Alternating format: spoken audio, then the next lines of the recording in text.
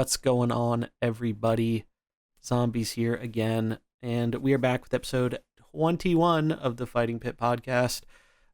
Today, I am joined, as always, by my two co-hosts, Mullahoo and WizardBeast. How are you guys doing today? Doing great. Yeah, very good, very good. Love to hear it. So, we have some stuff on our agenda. This week is going to be a little bit more of a free-form episode. Also, get this announcement out of the way right at the start. If you don't know already, for some reason, we are doing the Pauper Open 2 tournament next weekend. So if you're watching this over on YouTube or one of the podcasting platforms, by the time this goes live, it will be taking place a week from then, so the 28th of May. So not too far away. So definitely put that in your calendar. Right? I think so. I really should know this. Oh yeah. Yeah, it is. So celebrate your long weekend with some Hearthstone, playing some Mercenaries that does not make you want to bash your head into a wall like Ladder does. So look forward to that, but we are not going to be doing a podcast next week because of the event.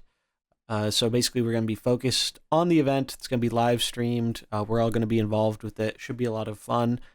There's a command in the chat. So if you want to check out any information about the event, we have the Popper2 Command. You can check out the link, and that will be in the description as well. But yeah, so no podcast next week because tournament's going to be live, and we're going to be focusing on that for Saturday. But we will return the week after, and if our suspicions and prior patch note stuff are correct, that should be after when new Mercenaries comes out. The big drop happens, 23.4 happens. We're thinking all signs point to that happening on the 31st, so this will give us something to look forward to, practice for the Popper for the next, week or so or whatever, get your cool comps ready, and then after that it ends, we should only have to wait like 2 or 3 more days, and hopefully the new drop will save us, because then it's just a whole new world. Yeah, because it's real bad right now. I mean, we were talking about it before we started the show, but the meta is just really, really bad right now, and I mean, I know, speaking personally, it is by far the least amount of Mercs PvP I've played since launch. I'm not even 5K rating yet, I think. Like, that's ridiculous for me for like this late in the month. Normally, I get to like 10K in the first week or something. But there's just been at least for me, no desire to really play because of the state of the meta and other things. But yeah, so we did get a patch today. That patch did not do anything for Mercenaries, but truthfully, I don't think any of us were really that surprised by this. I think when we saw that we didn't get any changes in the 0.2 patch, I think that was a pretty big, major sign that they were basically throwing up their hands and saying, all right, you're waiting until 0.4. Like, we're not doing something in between. Whether that is the right call or the wrong call, we'll leave that up for your interpretation, but it just seems to be the way it is right now. So I wasn't really surprised by this lack of changes. They did fix the bug with the Rexxar portraits, though. That was like the one little thing they threw in there was if you were missing your Rexxar portraits, which I'm pretty sure everyone who had one was missing them, they're back now. And if you were unfortunate enough to open a Rexxar skin and get one of those ones you already had, you will be gifted another Rexxar skin, or if you have them all, coins, which is not the greatest, but at least they're doing something. I'll be honest, I didn't expect them to even do we'll give you another portrait, like, for the character. Yeah. Like, so, I mean, that's kind of nice. Again, kind of bare minimum there, but at least, they're doing something because it's going to be a small amount of people that run into that problem, but it's still a major feels bad. Like if... Yeah, is it even like a double-digit number of people that would have that happen to them? Like, you have to be someone, like, tapped into Mercenaries that has the skins and is, like, ripping through packs, apparently. Who is doing, like, what intersection of person is that really, where like they're kind of this deep enough into the game but kind of almost disconnected enough from it that they don't know. Going against the community sentiment, which is don't open your packs. Like, and then you have to high roll a Rexxar portrait like on top of it. Like, I literally would love to see the actual stats on it because I feel like it was like literally like a single digit number of people like around the world. Yeah, I think I saw one person post it in the Mercenaries Discord. I think I saw a picture, but yeah, that was all I've heard of anything about it. I think I saw the same thing. I think like there was like literally one person I think who got kind of screwed by this, which is unfortunate. Like it really shouldn't happen at all, and frankly, it's a little concerning that it can happen that your skin can just go poof due to some spaghetti code or some weird bug. Because like I kind of mentioned this in the video talking about Rexxar disappearing. They're charging a lot of money for these cosmetics in this game, and it's weird to me that like somehow on accident they can just poof and disappear. I don't think there's any precedent there for that happening in regular Hearthstone. If it did, I can't remember a time where that happened, like where your gold cards suddenly go missing. The cards go. Yeah, they should be back. So. Blue Train. Yeah. The patch today brought the Rexxar skins back. But I got mine back to that. No, I think I was like, oh, get to see the diamond again. Remember the Rexxar skins? Yeah, no, take it a peek. No, I mean, I think honestly, I'm not really super surprised. If anything, I'm kind of surprised that they actually fixed it as quickly as they could, because to me, this seems like since it's so unprecedented.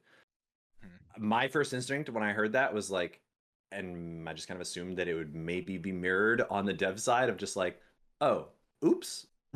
I mean, they'll come back. Like, yeah, they told us very quickly they'll come back.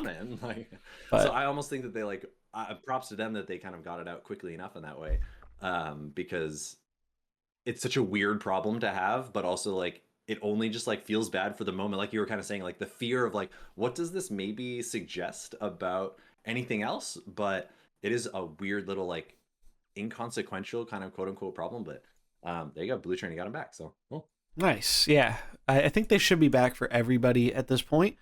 If they aren't back for some reason, definitely might be worth contacting support. I actually know a few people tried to contact support about this issue, but support was not very helpful with it from what I had heard, because probably it's a big company, and probably the support people were not clued in at all as to what was going on with this. Yeah, they don't know what's going on. Exactly. And it's kind of reminds me a little bit of the miscommunication basically that happened with like the Leroy stuff, where they put in that bundle with a legendary and they didn't really make it super clear that Leroy was not obtainable.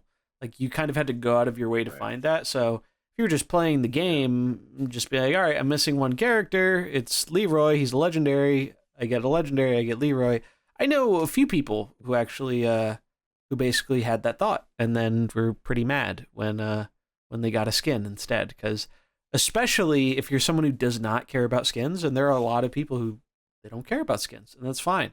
But like if you don't care about skins and you think you're getting like a useful character and then you get a skin, that's like, it's a pretty big slap. It's a pretty big slap in the face and slap in the wallet, right? Like that's one of those things that'd be like, I would question spending money again if that happened to me and I was in that position, like at least in like the short term. So luckily it seems, I think they've learned a little bit from that.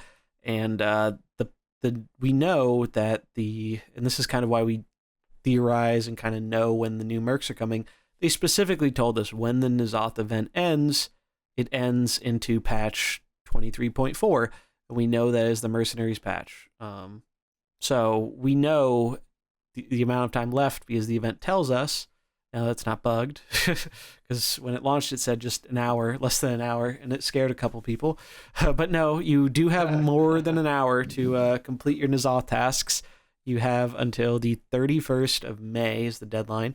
And it was fun. It was a fun little event. We talked about it before, but it is worth mentioning. I think they are taking the feedback about these events to heart, and they are making them generally better, in my opinion. For the most part, there are still some hiccups and bugs and stuff along the way, But that's I think that's a harder area to foresee, like those problems happening. But the bigger thing, at least to me, was we can farm N'Zoth coins in a bounty without having to wait for the event to end, and it can get his heroic item and max him without waiting for the event to end, and that's great. Like that was one of my biggest complaints with Leroy, is it's just so weird when you get all this content, and time gating just like rubs me the wrong way in this mode, because it's like I think it makes, at least to me, it makes you aware of how grinding focused the game is. Whenever a game starts to time gate me, I'm just like it's arbitrary. It's like, especially when in these instances the content is essentially in the game. We're not waiting for them to put the content out. It's here. It's just locked, and we can't touch it because they want to have content for 2 or 3 weeks from now. But when it's not substantial content, when it's just a bounty where you're going to run through it once, maybe twice for the heroic, it doesn't feel like there's a point to, like, what's the difference in me doing that on release day versus me doing it 3 weeks later? Like, does it actually, like, I don't, maybe that's some bias there because I'm already like an invested player. Maybe they're thinking it'll bring more casual people back. But I don't know. It just, that always rubbed me a little bit the wrong way. I know we had some interesting discussion about it on a prior episode, but I really, if nothing else, just the fact that we have a bounty that is reasonable to farm for not only the new event character, but we also get Murky thrown in there is fantastic. Like, if when this new Mercs drop happens, we get bounties where it's like Onyxia's Lair, where like almost all of them, either like all 3 good coins or 2 out of 3 good coins, like those were some of the best bounties ever. Anything else, honestly. I agree. I feel like it has to at least be 2 for sure. But I figure there'll probably be some with 3. But I think every single one has to have at least 2 of the new ones, especially now that they're like holding off on this whole new Dark Shore and everything. Like they only released the first one. Yeah, that's. I figured that's why they're kind of holding off. But, yeah, kind of as you were saying with all of the events, like they are kind of listening to feedback. Like after the Chi-Ji one, most of the feedback was, hey, it was fun and great to play, but for some people it was a little too hard to kind of get up to it and catch up. And the Leroy was a lot easier, but then like the main feedback from that one was the Toki daily, and then that got fixed for this one. So they have been listening to a lot of the feedback on it. So that is the good thing, is whatever we're saying they are listening to. So it's always good to know that your communication about the mode is mattering basically to the team and everything. Yeah, it's like you're not talking to a brick wall. Yeah. And speaking of, so like I want to like bring us back in that way to the Chi-Ji event when we were talking, to bring us back to the time gating concept as well in that way, because I remember when the Chi-Ji event happened, basically what was different with the Chi-Ji event and the Leroy event in that same way, where I remember oddly the Chi-Ji event kind of happened. They gave you, like we said, you could get 2 of the equipment and then not the third one, and the third one was a quote unquote good one. Yep. And I like, again, in terms of how we talked a lot about before, of like this game being so heavily dependent on like player perception is like king in this game mode for some crazy reason. But I remember feeling like I actually kind of liked that system, that the good, like almost like the very obviously good equipment was time gated, because it forced us to be able to play differently. If right? you wanted to mess around with Chi-Ji, then you kind of had to like, you had this weird little like fake meta where Chi-Ji was semi-powered, and if it was kind of cool. Again, part of this, again, was this because it was the first event? Was it because the nature of the meta at the time? Was it a Chi-Ji thing? But it felt kind of funky to be like, all right, does Chi-Ji at half power make the cut? Because if it does, that's awesome, and it's only going to get better. Or if it doesn't, we actually kind of like get to feel good about like, oh, well, then maybe in a week it'll be good, and we almost get to like suspend our disappointment. And if anything, maybe we know like it's fine to be underpowered for a little bit because it's gonna get better.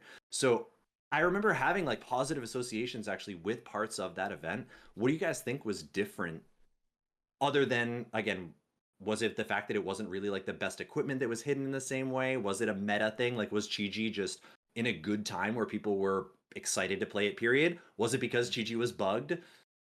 What do you guys think? I think main thing was bug, because like when Chi-Chi came out, Yeah. I probably honestly played over 100 games easily on Chi-Chi with the comps, and I tried out so many different comps with it. Like Chi-Chi was my favorite character in the game before they nerfed him into the ground. Yep. Because Rip. even though it made the ability strong, like there was different comps that would easily beat it. Like I was having trouble with some of them, and I found like one decent one, which would be kind of using Chi-Chi actually as the nature back end instead of like a cookie was actually really good just with Malfurion heals and sustain, just because there wasn't be enough burst. Yeah. And then you could just have your Chi-Chi kind of survive and then build up the damage and it would be good. But having that Firestorm, now it still is good to get big heals, but besides that, Chi-Chi's not really doing anything, it feels like. So if I think it was just mainly the bug that made it seem like it was just kind of a like, lot stronger. but it didn't matter what the equipment was. Like it was just a Merc that was just too good, anyways. Well, it mattered so then, because it was bugged. But well, like, no, exactly. But that's what I'm saying is like, I guess so would it actually be okay to replicate that same event system if like the character was just really good? Like in a certain sense, Chi-Ji, Leroy, and N'Zoth are kind of not constructed playable or like role players, and nearly in the same sense that even like for that brief period Chi-Ji was. But like imagine if we had like a Valera event, right, where the character was like very clearly nuts and you got Unnatural Smoke as your time gated equipment, right? Like would that have been more interesting? Like would that have been more fun? Would like literally even the fact that she like after a period of time she just like becomes invisible and becomes this like super mode, would she have been good enough to like play around with the Unnatural Smoke? I don't know. Like would we be okay with pushing the limits of a character strength in order to have a time gated element to it? I doubt it. It obviously seems like such a slippery slope, but very. What if the character was just good? Like what if it was just better than Leroy and better than N'Zoth? Like what is the actual minimum that it needs to be to make it maybe okay? Well, I think honestly, so far what I've seen of N'Zoth, he's actually been pretty good so far. And a lot of the comps I have seen him. I think Trigor is making it harder for him to shine, but without it, Definitely. he's actually very strong. I think he's definitely the strongest out of the three of the event Mercs. Oh, I 'Cause in disagree pretty Shadow hard comps, on he that can one. do a lot.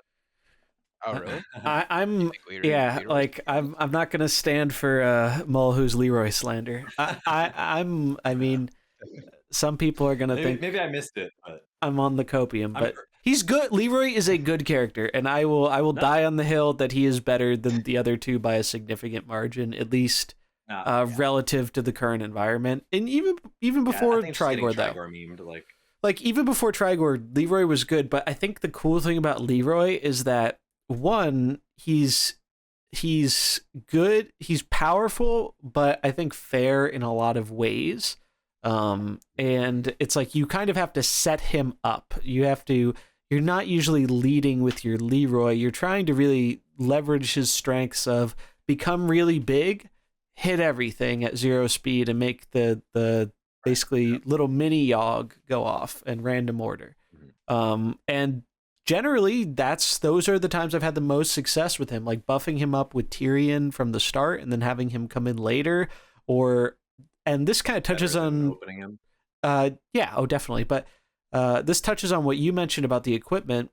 What we saw with Leroy was very interesting because the equipment most people, myself included, thought was the best equipment was one that we got early. It was not locked, and the 8 extra attack or whatever, right? Yeah, the one extra attack for his skill 1.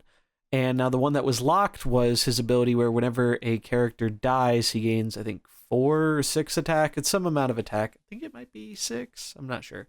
Somewhere between 4 and 6. It is a lot of attack. And then when you factor in golems are dying, this counts spawns dying, right?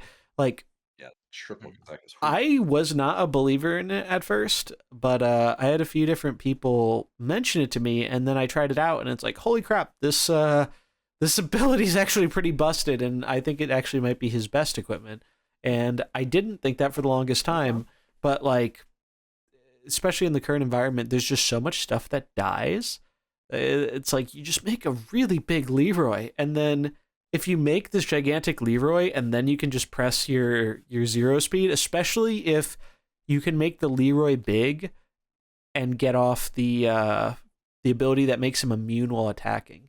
That ability is so insane if you have a buffed up Leroy. And it also fixes one of the few things Leroy's zero speed is weak to, which is basically freeze effects and kind of taunt, but not really taunt.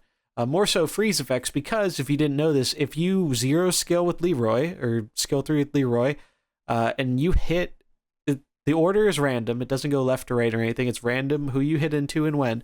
But if you hit a water elemental or whatever, Leroy gets frozen and he's not attacking anymore. And that comes up more than you would think, because Jaina and Belinda exist.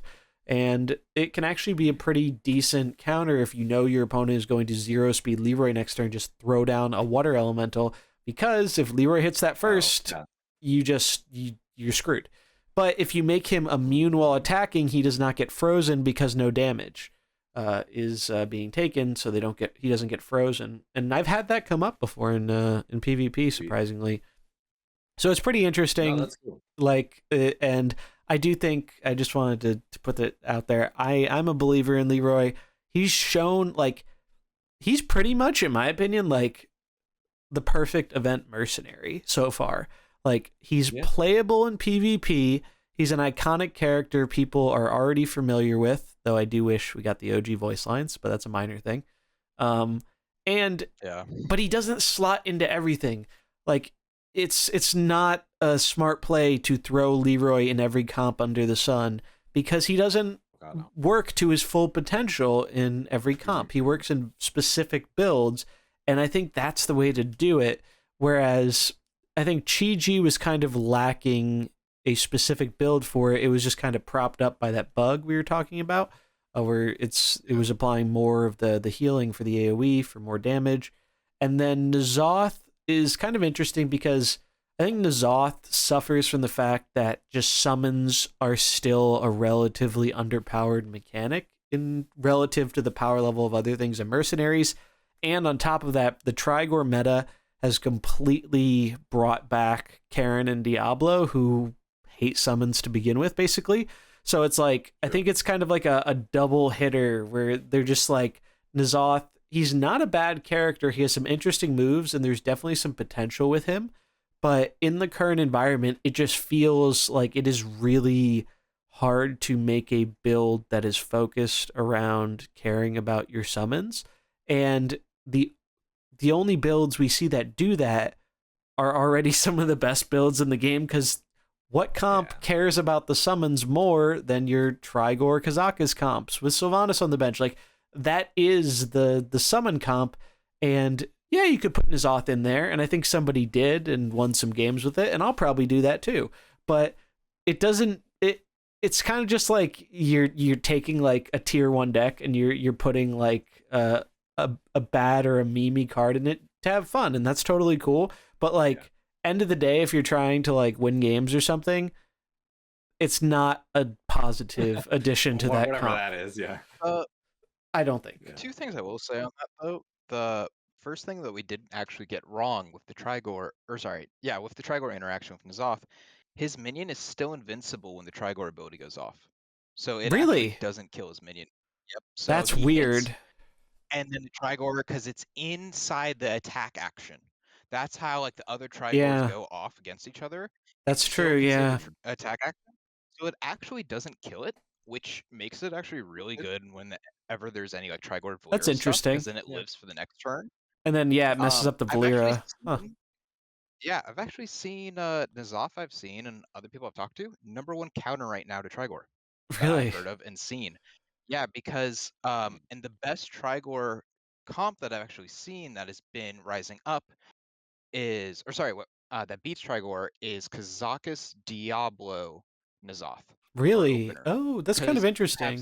You have so many summons that you can just screw up if you really want to. You can do the taunt Then you got the Diablo that slows, N'Zoth to start summoning guys, and then by the time you don't really focus on N'Zoth, everyone has to go for Kazakus. You always get like a big blow up, which is just really good. So That's it's interesting. just been actually very strong that I've seen. Well, I'm glad to hear it. Diablo hitting the backlash is nice. Like the Doom charge on backlash is definitely. Yeah, no, it's Yeah, very 'cause- powerful, slowing down Trigor. It basically neuters him for the following turn. Like he does almost nothing and most he of the probably time. just dies by then too. Yeah, and But yeah, it's actually been Okay. okay. What So does that mean that people just like aren't trying hard enough right now? Is that like are we just seeing that that's like one of the biggest problems? Yeah, I think it's a combo of two things. Is one is that a lot of people I think have just kind of given up, and two, of course, since N'Zoth just came out, people are still grinding. Yeah, he's him up. new. Well, yeah, that's true. But yeah, I've already seen 2 separate people with Max N'Zoths Wow. in PvP that have been just rolling with that. At least I've tried like a bunch of different comps and everything, and it's been really hurting with that opener. He's been very strong in Strigor. Do you know So the What does the equipment? N'Zoth really do against the Trigor by So, itself? overall, it's the extra 15 damage randomly. Same with Kazakus. It just is another summon that is probably one of the best summons in the game right now, which is actually just eating up damage, or is making it so the Trigor is not doing too much. And then Diablo kind of helps it, and Zoff isn't like a turn one, oh, like I'm gonna kill Trigor. It's setting up. Right. Yeah. The next turn, you can give your minion a lot more stats. Normally, that's the follow up because the minion's not dead yet, unless it's like a Valera. You give your minion stats, like you double can, attack. and then you go for taunt, and then it's like the following turns you go You for blow these stuff huge up. blow-ups. Yeah. That makes sense. You have Yeah. Kazakus. Yeah, because most of the time it's the Diablo that dies first. Even if people are focusing the Kazakus, is because you can kind of kill off your own Diablo, and then you can come in with Vol'jin, shadow damage to everything, and then you have the weakness. Kazakus can start doing the Shadow Claws, and you can just kind of just start rolling because everyone's kind of ignoring the N'Zoth. So it's just he summons guys out, gets big blowups, and I've seen him basically he'll live to the end and sometimes even just win like 1v2s just because he can just summon a big guy. They can't really kill it. 15 every time that never dies. Yeah, and it's like, oh, you want to kill that? You have to spend a whole ability, and there's some people who don't do 15 damage flat because you can't crit it. Yeah. So that's it's true. actually been very strong out, in at least what I've been seeing of the comps. So, well, I'm glad one of us is tuned into it, right? What equipment for it? Too. Yeah. What equipment for that one? And what equipment for Kazakus too? I'm interested in because, like, if you think about it, Shadow Claws. Okay, yeah, that's what I was thinking because it's like you lose a lot of the benefit of the stats. You're really only benefiting Diablo, right? Because Kazakus and Trigor don't really attack, or not Trigor, Kazakus and N'Zoth don't really attack. So that I was wondering if, and I think it does make a lot of sense, and to do the Shadow Claws. But what about for N'Zoth? What have you liked on him the most? Like, I know I was a big fan of I like that AOE at the start of turn. Like, yep, start of turn is really good. When you're committed to the Shadow, I think it's a powerful Were they effect. actually playing the Tamsin? Did they have a Tamsin on the bench? Yeah, so I'm trying to remember what the 6. So it was opener Kazakus with Shadow Claws, then it was Diablo with they actually took the ability of the increased Apocalypse. Really? That's so wrong. Yeah, I can't. I don't understand that at all. One person was doing that. The health one, of course, is better because of the summons, but they went for that one, which it actually did matter in the late game because it did enough damage with the thing. So one time it actually did work against me. That's funny. If it makes like the Trigor breakpoint like exactly perfect for some reason, then like sure, but yeah, that has to be like the very specific only reason I'm ever not taking. Like we even added more reasons why Black Soulstone is cracked in that deck. Yeah, and then we cut it. No. Yeah, yeah. I haven't played the deck personally just because I don't have my N'Zoth leveled up. I haven't done too much grinding, but yeah, I would say the equipment's what you should do is definitely Black Soulstone or that one. Kazakus Shadow Claws, just having extra damage on it is really good, and then N'Zoth start a game, deal 4 damage to everything, and then bench Sylvanas because you have all the summons, and then it was a Tamsin and Vol'jin. So it was that's basically like it was a 4 blue. But against a lot of reds right now, and there hasn't been, I would say there's a lot more blues and reds running around than greens currently. Yeah. Every once in a while, there might Right. be Greens some. are just not playable right now. Yeah, because of the Most of Trigor, them. so it's been working out. Yeah. Yeah, there's still like some Belinda and Valera and stuff running around. But also another thing that is good to note though is for Valera, if you're targeting the lowest attack, because I remember I was playing a comp and it's like after I'm trying to remember what it was, but it's like something if it goes for the random hero, it always hits the one that is closest to the right if they are an equal health or something. If they're at the same health, because I remember Kazakus and Diablo have the same health breakpoint, and I played 6 games against them. Unless it was just super unlucky, he always put his Diablo to the right, and it always hit that one first instead of the Kazakus. Or if I hit the Kazakus, I would have like had the crits and everything, and it would have been a completely different game. I think that's But luck, because I've experienced it the other way. Like I've noticed that too, where they're the same, and I've had it with like Valera or whatever, where it's like it's trying to attack the lowest, and it swaps. It's not always the same So one I based just on got positioning. unlucky 6 games. Yeah, in a row you then. low rolled really hard. Well, we know WizardBeast account is already like bugged to high heaven apparently, anyways. So that's just another list of you get guaranteed diamonds or whatever. Yeah, you got weird numbers in your account. I don't know. Yeah, I always somehow get lucky on pack openings. Yeah. So hopefully for this next one too. In this, I'll take that deal. Yeah. All right, fine. I guess I'll attack when it's a tie in this specific exact moment. Yeah. Well, the more you know, right? That's good. I mean, I've definitely theory crafted with N'Zoth, and I think it is worth noting with the greens.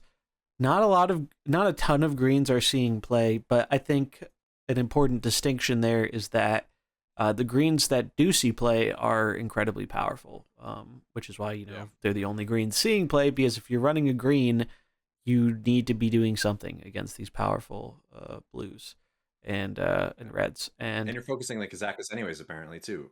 Like from what we're seeing for the most part, like people just aren't going to respect the N'Zoth in the same way, at least for right now, right? No, that's a classic, like they're not going to Mercenaries thing where even if he's good, so they'll be like, it kind of reminds me of the Frost opener, and I think this is what is in part what made Frost so strong.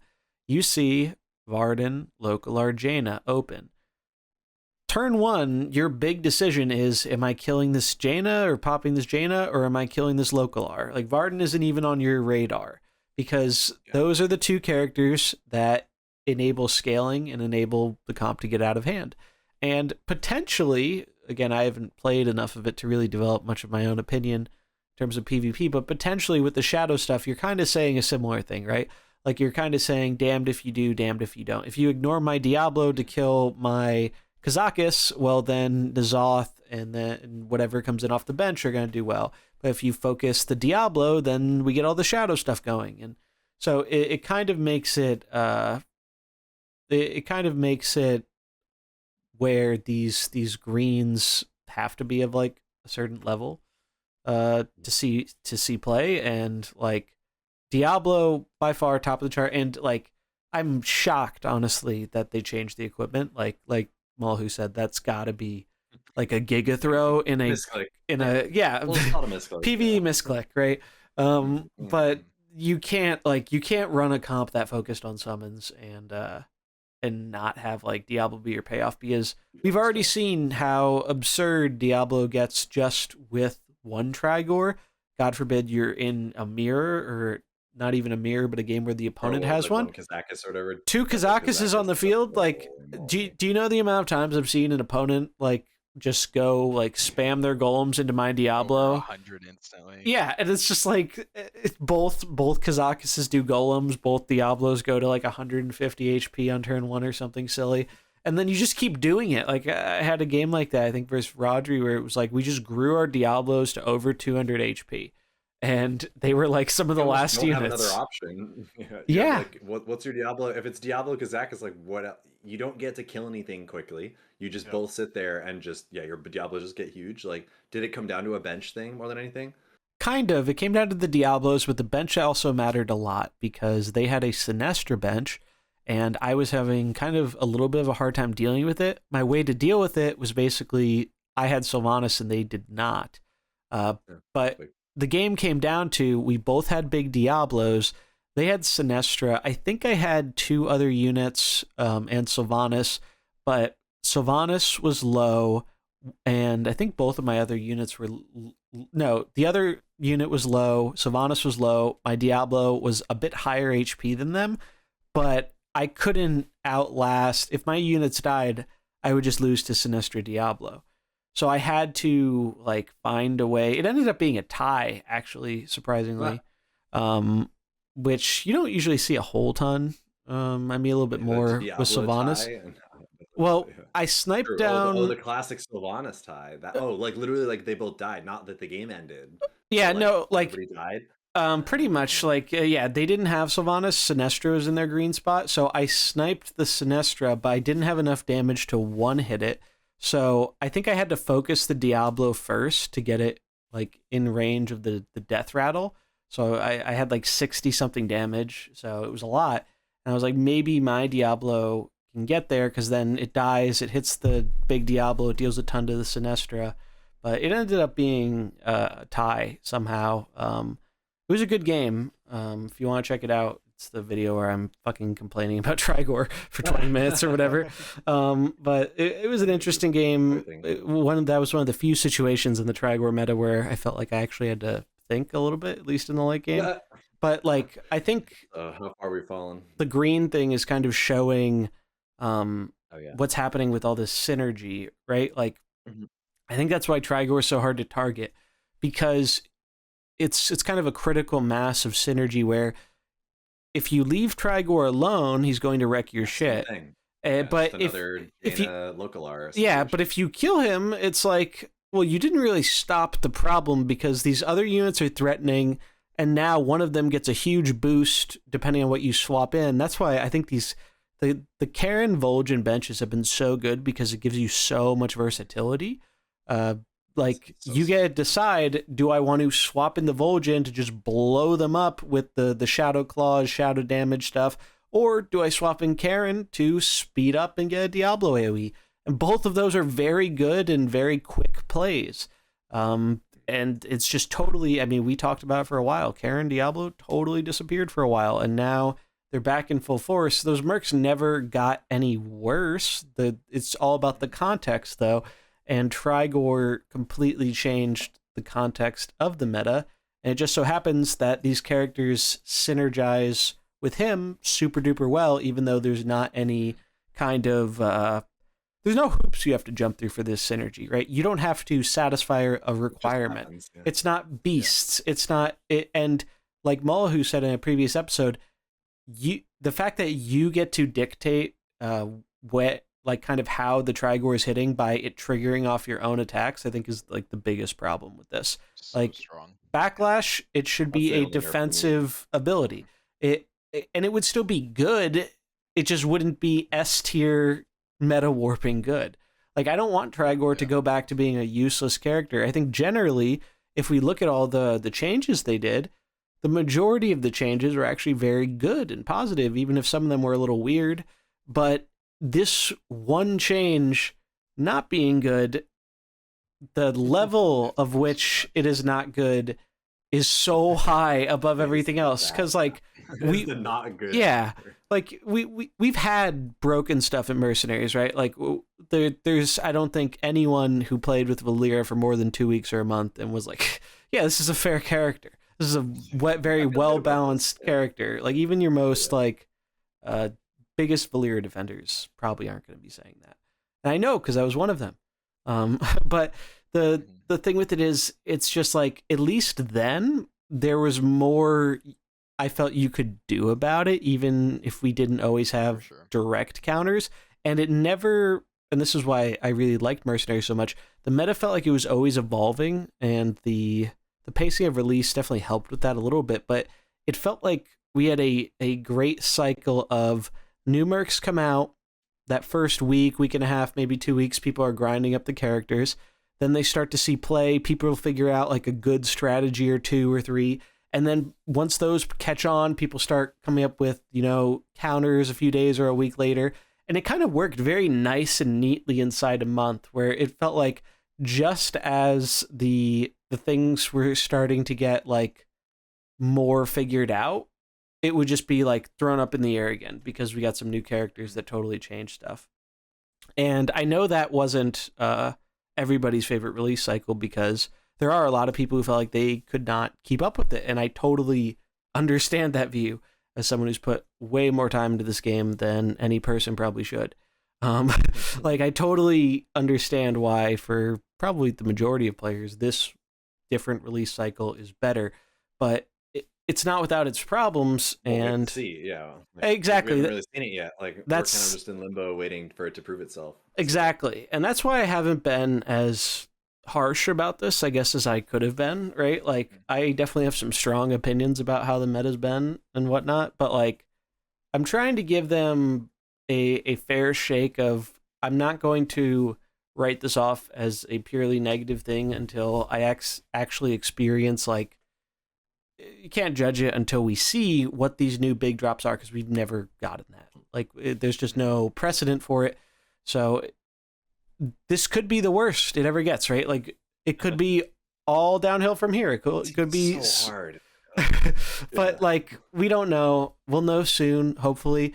But I mean, I guess not even really soon if you think about it, because I think part of I think part of well, that's the release, but I don't think release itself is going to fully answer the question, right? Like, because again, that time it takes for people to level stuff and then figure it out and stuff. But I think what's really gonna fully test it is, I mean, obviously seeing the release will be a big part of it, but the few weeks or month, 2 months into release, you know, when we're like a quarter or halfway through to the next one, if things get to a point like they are now, we need to see if that's something they're willing to step in and change or not. Because for now, with the Trigor stuff, it's been a pretty firm no. I mean, that's not the most really surprising. Seems like they're just committed to the new stuff is going to be the new stuff. Like it's like we're in beta and the real game is going to come out in a little while, and they're like, all right, we're just waiting until the actual like release, and then and then here it comes. Yeah, I mean, it's like what I've been saying before is this is kind of like the downtime. They're adjusting to it, so like hopefully this is the worst it's ever going to be. And, you know, after this, they'll have the big drops, but then they stay. Because, like, as they did say in the patch notes, there will be more frequent balance changes. So I'm hoping once, like, hey, they'll give us a little while for the meta, settle down. Yeah, and exactly. Balance change at least, like, every, 2 weeks if it is needed or something, Just, like, in those, like, in-between areas. So that's what at least I'm hoping for, because they did say that. So, we do need to remember, that like there is we almost think that there's only like one big change coming, but there's actually two, and so we're almost like forgetting about the second one that is supposed to be an even better thing. So yeah, I mean, we are just truly waiting in that sense, and just to kind of to answer Parzel's question in the chat too of like what was, and just to kind of refer back to one last little thing I want to talk about in terms of like the release schedule, like that is that the release schedule basically used to be every month you got one drop of Mercenaries. It was about 5. Yeah, it was like 4 to 5. That's like how the beginning, like the very beginning of the year last year in October, it was about once a month you'd get about 5 Mercs.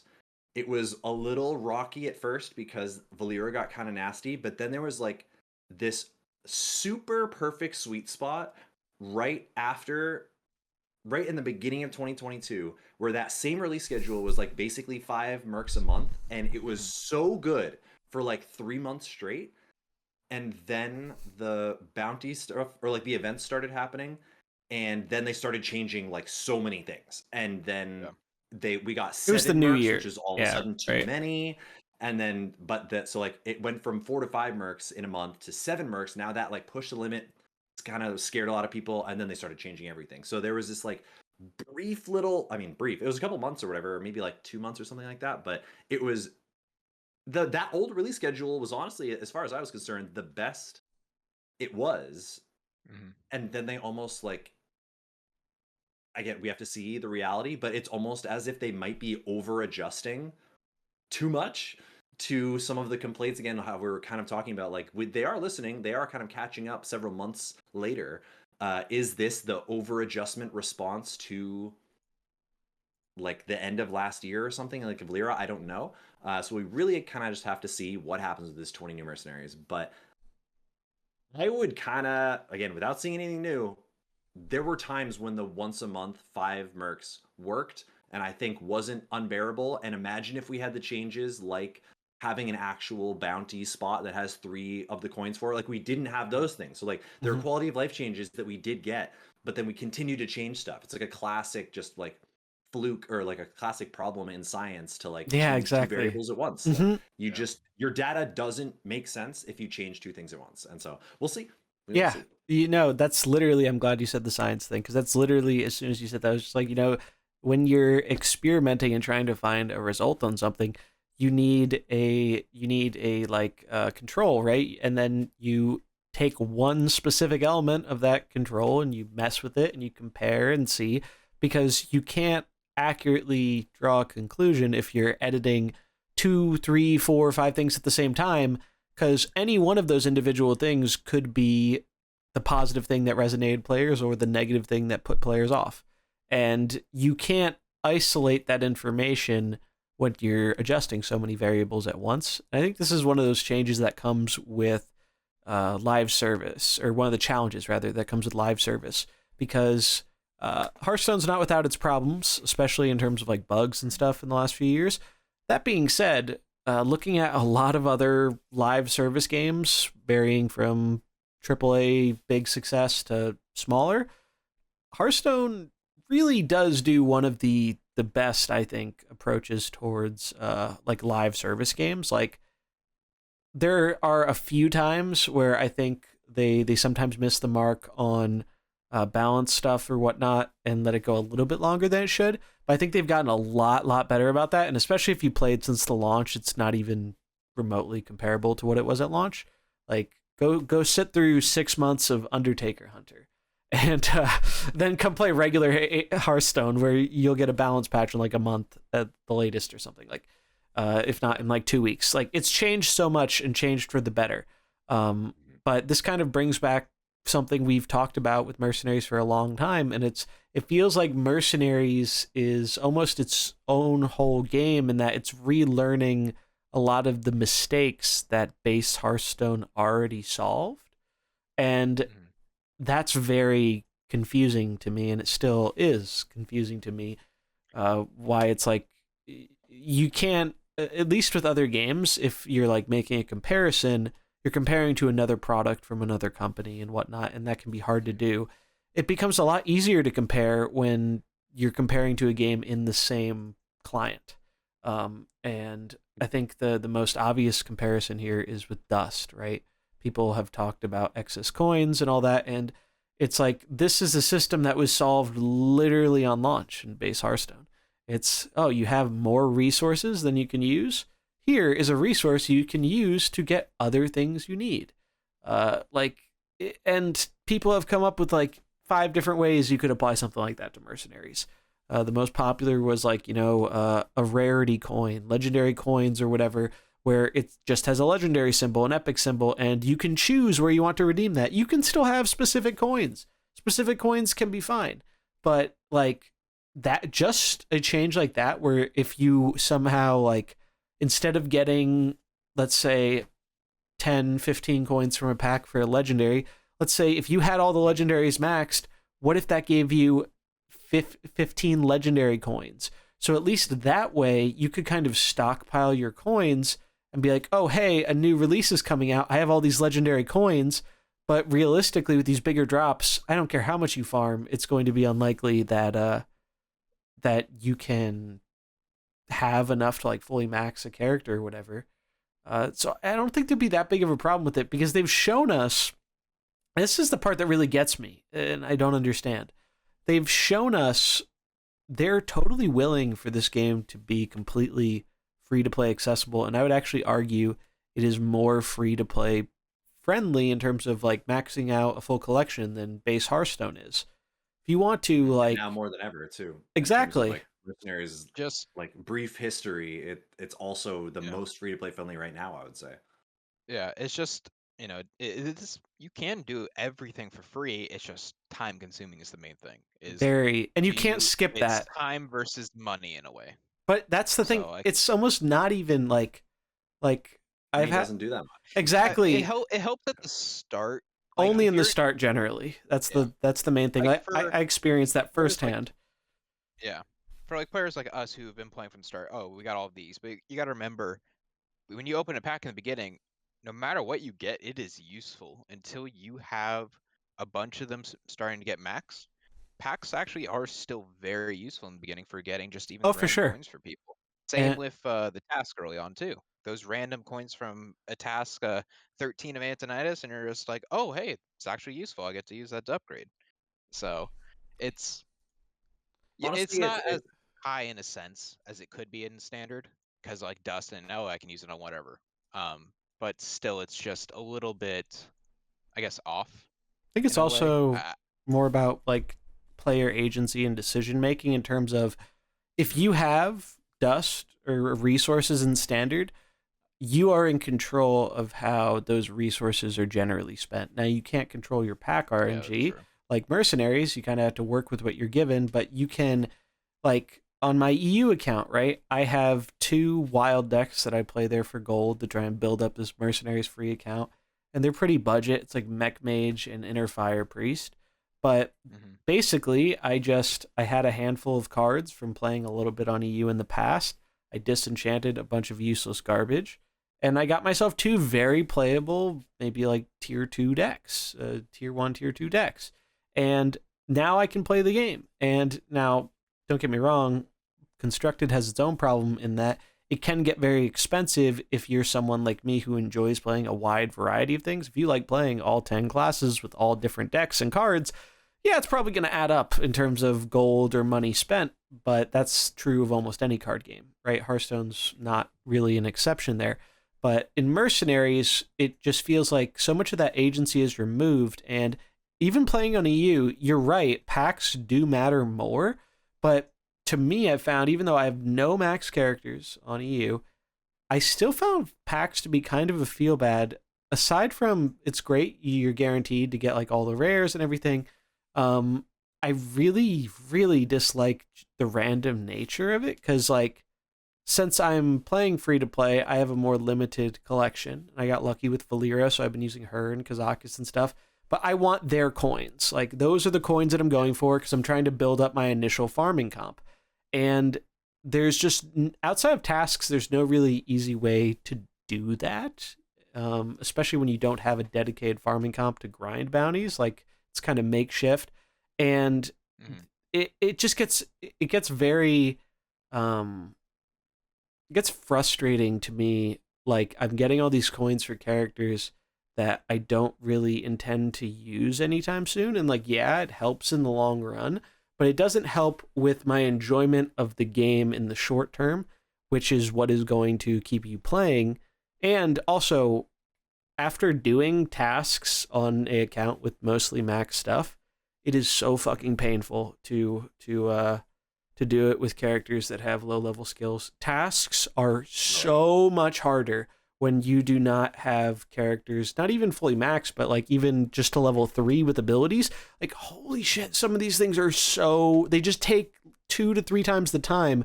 And it's probably less frustrating if you haven't experienced how much easier it is with. Yeah, I was gonna say that's a big ignorance is bliss thing. Like, we did it when no one knew what was, like, how good it could be or like how fast it could be, and we were like, oh, this is normal. This is just fine. I'm just playing my video game. And then and now we know, and it's like I just can't go back. It's especially when so you true. have a cookie. That honestly, I can't imagine not doing some of these tasks. It's so bad. Being able to stall when you have to hit the ability 10 times in a row or something. It's like 10 separate fights or more. You want to like do like the 800 damage or whatever with it real quick. You're just like, oh, I'll just double my ability over with this holy guy Velin, and then do it real quick in like 2 minutes instead of like 30 to an hour or something. I mean, in that way, that's a kind of a cool, like, to compare it to other games in that sense. It's very hidden behind like layer after layer of like difficult, almost just like labyrinth style complexity. But the cookie kind of does represent that, like, in WoW it was kind of what was it called, like BOA stuff or whatever. It was like bind on account gear, where basically like you could just give. It was basically a system to allow people to make a Smurf like really easily. Like if you've already done the grind or have the knowledge to do the grind, here's a mechanism like hidden within the game in a certain sense. And WoW does it like very blatantly. That's what I'm saying. Like Cookie's almost like hidden behind there. But the positive take about Cookie is like, no, if you know, it's a way to turbo your account. Like it's a way to actually like take advantage of just knowing something that a new player wouldn't really be able to figure out very easily. Like, would you know that Cookie stops fights from moving on? Like, no, I wouldn't say that that's a natural thing to know. And so if anything, like it's cool that we have that tool. Like it's almost it totally makes sense to be like, well, if you don't have a cookie or you don't have a cookie leveled up or anything like that, like now all of a sudden you have to like do this other thing. But at that point, it's just complaining about like things to do. At the end of the day, Cookie kind of does offer a unique position to be able to like kind of grind up your task kind of like relatively quickly. And especially now that tasks just auto like replenish in that way, the cookie plus auto replenishing tasks combo is pretty nice for someone remaking an account essentially. But the problem is this game has to have one of the lowest second account easily per person of all time.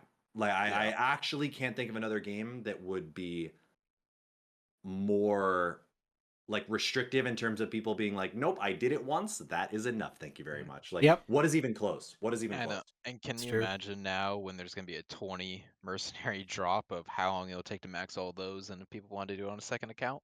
I mean, I am all for Blizzard trying to like forcefully get people to stop trying to max everything. Like I honestly feel like this is another step of them being like, guys, oh my god. I mean, we kind of said in the chat too of just being like, stop, cut it out.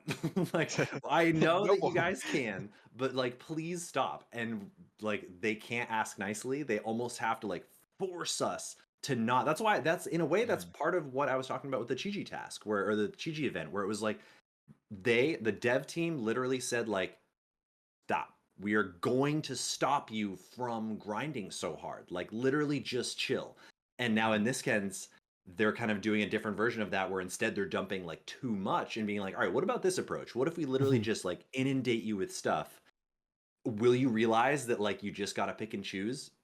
I honestly think that it might work for a good chunk of people, but there will certainly be people that try to just like spew and like hurt themselves trying to do it and trying to like actually get everybody leveled up. But like we said, maybe they fix the max priority. That's easy. That's the easiest way to get people to stop maxing your mercs, right? Yes, there's a very easy solution. What? Scaling. We've talked about it for 6 months. Just literally do the thing you're doing in your other mobile game where you're scaling PvP fights to make it. And I think their intention with the game was basically, we won't have to worry about auto scaling because our matchmaking is smart enough to put the right people with the right people. Because we've seen the matchmaking in this game is weird as hell. Like, and it doesn't really matter what rank you are unless you're like really, really low ranks. But like once you start building up an MMR, the matchmaking in this game is like nothing else in traditional Hearthstone that I've experienced.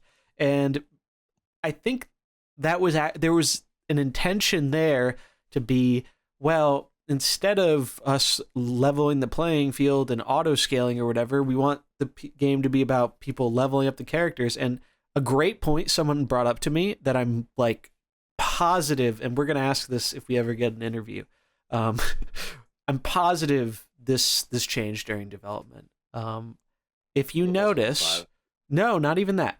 It's more subtle. If you look at the skins of the characters there, and this also kind of relates to the baby skins, I think that somewhere along the way in Mercs design, as you leveled your character, you could get the other skins for them, and it would be like you're getting them stronger. Because like think about how many characters, baby. It starts as, and why so many of the default ones are baby ones. And especially with like, if you look at characters like Kazakis, it almost looks like you're seeing him like grow in power to his final form. And no, that's a good point.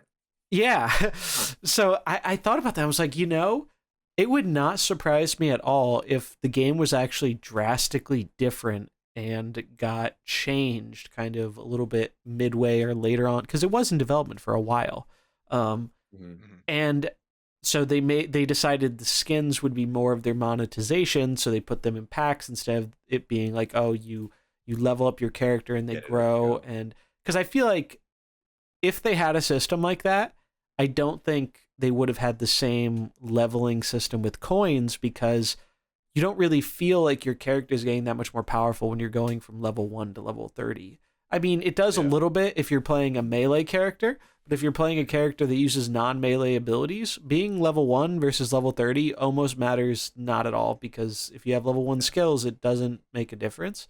And playing the free-to-play account, that's been the most glaring thing to me. Like, I've put some time in, not a lot. I'm not going very hard on it, I'm being super casual, but it's just like I feel like I'm not really getting anywhere with my characters, even though I've played 10, 15 hours or something. I just don't feel like I'm making a whole ton of progress. Obviously, I'm not going out of my way to farm stuff, but it feels like, all right, I leveled my characters up, but now to actually make them useful, it feels like there are still hoops I have to jump through. And that's also one more thing. Please, for the love of God, give everybody all the task slots without charging fucking gold. I'm missing one slot on EU. That shit is 400 gold. That is 4 packs right there. That is fucking absurd. For the last upgrade, it is 400 gold, the most expensive upgrade in Mercenaries. And now with the change to the task system, those task slots are incredibly more valuable than they were prior. Like, that's probably why I haven't been doing it, is because I've only had 3 task slots. I have 2 good tasks that I've been too lazy to finish, and I'm not getting another task or 2 that like are good. And then I have to either go hunt for a new one or delete it and hope I get a good one tomorrow. And it's just not it just feels very, it doesn't feel like a positive sense of progression. Like, changing the task stuff was a big step in the right direction in terms of making you feel like you're playing the game and that you're positively progressing. But it doesn't, like, that's the thing that's kept me from playing this EU account, is despite me playing a bit here and there, I don't really feel like I'm getting anywhere. And is this again, though, just because you're cursed with knowledge? That's probably part of it, for sure. You're like, not supposed to. This feels like another thing in that camp of them being like, you're not supposed to do that. Stop trying. Like, we literally didn't intend for people to try that. Like, it actually feels like they designed it thinking that people weren't going to do it. And that people weren't gonna, I mean, it's like what they talked about in the interview that one time with Ben Lee, was just like, he basically openly admitted that they were taken by surprise as to how the players like interacted with the game and essentially like committed to the game. And same kind of deal, the whole like starting a second account, I honestly would not be surprised if that was just nowhere on the radar of like things to actually worry about for right now, because they were very clearly thinking that the base thing was already way more than what people were ready for. And they were like very not on the nose about that. So I wouldn't be surprised if that's like you kind of like saw into a sneaky portal of the future of something that they will change to make they'll almost introduce changes to make the free to play or the second account, the account of someone who already has played, to want to make another account. Like, they might actually make weird changes just for that particular, like, I want to have a second account. I don't know what those changes would be. I don't know if that percentage of the population is even remotely like valuable at all to them, because it probably might be not. Just so it's probably too small, but it is funny to feel bad in that way. Yeah. I mean, the one thing they did say too is that the task system isn't done. Like, they did say in the last post also that, hey, we're still working on it and it will be developed even more this year. So like, we'll just have to see, kind of what does that mean as it also continues on, like how that will, show up. Because so far right now, I am actually really happy with the task system. Oh yeah, tasks are great. No complaints. That big change was like I don't think anyone has said anything negative about that one. Like, that's the one change that I think, regardless of positivity, negativity, whatever your view on Mercs is, I don't think there's anyone who can say that change was a bad change. I think the only bad thing about it was it didn't come like 3 months sooner.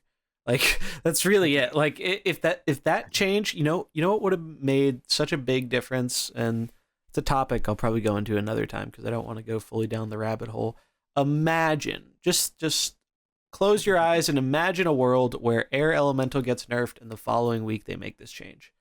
Like, boom, there you go. Yeah. Like I would have had all tasks That was done way by back now. then. it would have changed That everything. would have Like been too fast. Again, people would have gotten their stuff too quickly. Honestly, like, and that, everyone would have been done. It just feels like that's covering for faulty design decisions in terms of, and I think this is more of a, not that they don't have the ideas for this stuff. I think this is kind of a result of being a big corporate company and having investors and shareholders who say, hey, you have to push this out the door because we have quarterly profits to maintain. That's what we said. Like, it was supposed to be due by, Yeah. The project due date is today. Because it already got pushed back. You have to remember. Another thing though too. It was coming in the Dark Moon Fair. Like, that was true. Mercenaries got pushed back. I think almost it was like almost a time and a half. They pushed it back from the Dark Moon Fair, and then I think they pushed it back like a few weeks into the expansion when it came out. And so like the game, I believe, unless I'm recalling incorrectly, I believe there was at least around 2 years of development time spent on the game. And it doesn't make sense to me that if you're spending all this time playing the game, you don't run into this issue of what am I working towards for the end? What is my goal at the end? And like, it's even weirder when you look at other Blizzard games have had that problem and then they solve it later. Like Diablo 3 had a dog shit end game when that game came out. But the way they kind of did it like Mercenaries, they made it such a pain in the ass to progress, and they made it easier to just go buy stuff on the real money auction house. And all this stuff was incredibly flawed. So it's like what you were doing was, it's almost exactly like Mercs. If you bought items on there for gold or for real money, you were basically getting items faster than the game was intending you to get them. But the pace at which you would get them normally was so fucking slow.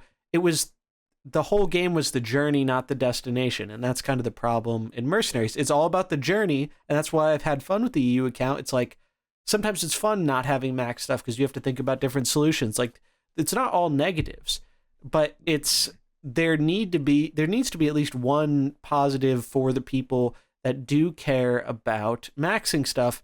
And then by virtue of having a PvP mode in this game that people like, that is going to be the main thing that is incentivizing a lot of people to do max, because that's where it matters more. That +1, +5 is not making a game-breaking difference in 90+% of PvE encounters, right? Usually you're winning or losing by a lot more than 5 health in PvE.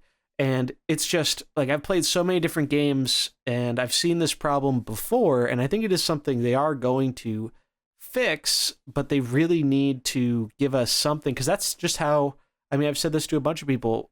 Right now, I have no motivation to really play Mercenaries. The only thing I do is I'll pop it open on my phone or my iPad or whatever, and I'll do some casual tasks while I'm doing some video editing, watching a stream, whatever. Just something I'm casually doing in the background, not paying that much attention to, and that's fine, except when you get like awful tasks. But that's fine, but I don't, like, you would think the game would want to reward you for putting in all this time to do what it wants you to do and leveling your characters. And it's like, I feel like the reward is worse than the ride to get there. And that wouldn't be terrible on its own if the ride to get there wasn't so mediocre. Like, I was gonna say, you're experiencing the like feel bad sometimes of the, when you enjoy the ride and the EU ride, once you've already seen what the ride is like, it's kind of hard to enjoy the, like, when you're going slow, unless you like really, like you said, kind of like allow yourself into like forget and just it's like, hard, try yeah, to have fun, like messing stuff around. Like, it's again, it's just the player is their worst. The player is their worst enemy in this game mode. Like, your own self is your worst enemy. It's crazy. but I think it's because of like it's not, it feels like the game isn't certain in itself what it wants you to do, really. Like, it doesn't give you a lot of direction, in my opinion. Like, it nudges you a little bit with the tasks and the story quests, but it's not really telling you a lot about how to play the game, and whatnot. And I think that's because there's not really a whole lot to say. Like, you just do the PvE stuff and you beat it, and then you move on to the next one. And then there's also PvP too. But it doesn't, like, it's just very strange to me because, like, it can't be, like, I refuse to believe this is something that wasn't caught along the way. Like, I'm firmly in the camp, like, they realized this was an issue. They didn't think it would be as big of an issue as it was, but I think they realized this was an issue, but basically their hands were tied in terms of, we have to release this product and we'll get there. You know, it's kind of the mantra of a lot of games nowadays. It's like, get it out the door, we'll fix what we need to later. And for better or for worse, that is basically what ended up happening. Now, some games that works, and some games that doesn't. You know, there are a lot of live service games that have problems like this. It's not, Mercenaries isn't a unique thing. It's just, I think it feels so much more glaring because the vast majority of people who play this game either play or in the past played some form of regular Hearthstone. And so we have kind of a precedence that things should be a certain way, especially those of us who've been around the game for a long time and have seen it positively evolve. Like, if you go compare 2014 Hearthstone to 2022 Hearthstone, like, 2014 Hearthstone would not last as long as it did in today's market without the changes they have made, in my opinion. Duplicate protection being a huge one. Generally, pity timer, making it a bit more, I think it's much more free to play friendly now than it used to be, despite the initial controversy with the rewards track. It sucked getting gold in base Hearthstone outside of quests. Like, literally, you get 10 gold for 3 wins and you were capped at 100. That's a pack a day if you played for like a couple hours. Like, it's nuts. The good old days. So the good old days. They've improved, and it's like, where has all that gone? Like, can we, it's just, I think that's what makes it feel so glaring. I don't think I would have the same level of strong feelings about this that I do if this game came out on Steam and it was its own thing. Like, literally the exact same game, not in the Hearthstone client, but like same thing. Like, I'd be like, okay, like my third dinner. Yeah, third dinner.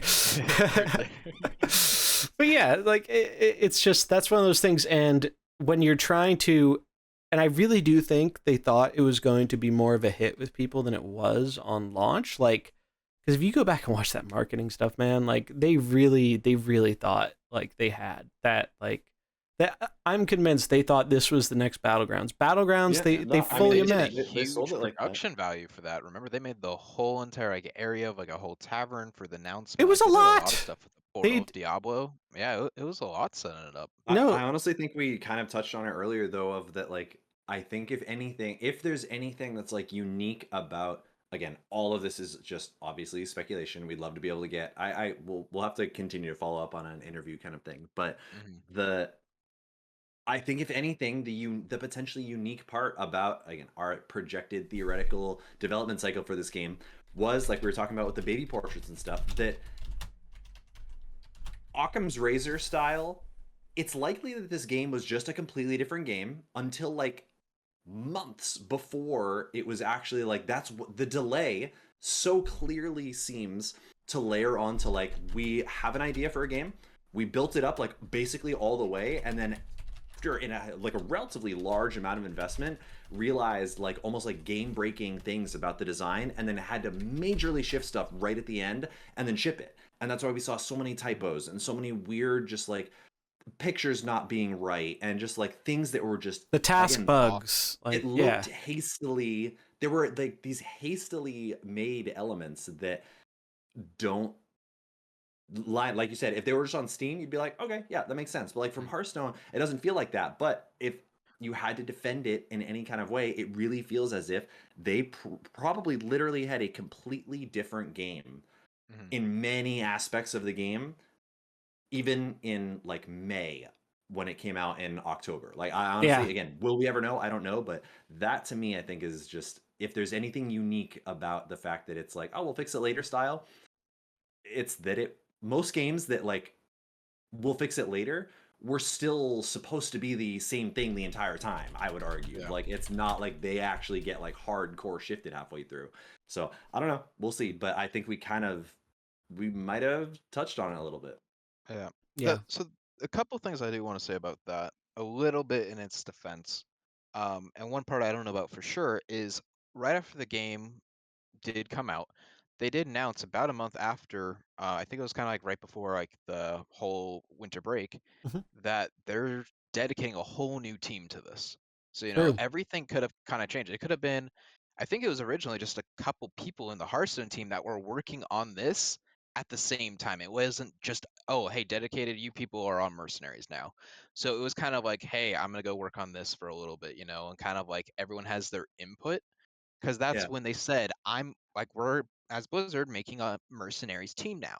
So, that could have really shifted also the perspective of people in that and be like, okay, now we're going to start doing these changes. We're putting all of our work into this because this is the mode that like I'm working on now. Which I think we saw it totally instantly. Again felt like a one-to-one response of like when 2022 started and the full team was going, everything was great. And I would say that for the most part, things have been good. And if anything, it almost, like we were saying that, like, wait, things were good, but then they started to potentially over-adjust. I mean, what we might be seeing as supposed over-adjustment might just be like the real team being like, no, we are taking the reins now. This is going to be the good way now. And it's going to be this. They will realize it in a little bit, but like, we're going to take over. And that totally tracks as well. Again, that doesn't really explain that. Then it would almost be like that there were like 3 different teams in a weird way, where there was like the OG maybe never existed Mercenaries, the one that got made or kind of assembled together that we are familiar with now, or were, and now there's a 2022 version. Like this is like the potentially third or fourth iteration of the same game in like 6 months, like 8, or closer to a year, I guess. But the one thing, crazy. Yeah, the other point I was going to say on that though too is all of this started happening too. Didn't they announce this like right before COVID and everything? What, Mercenaries or the teams thing? Yeah, the Mercenaries. Yeah, I don't think it was before COVID, because or was it like right in the middle? It was.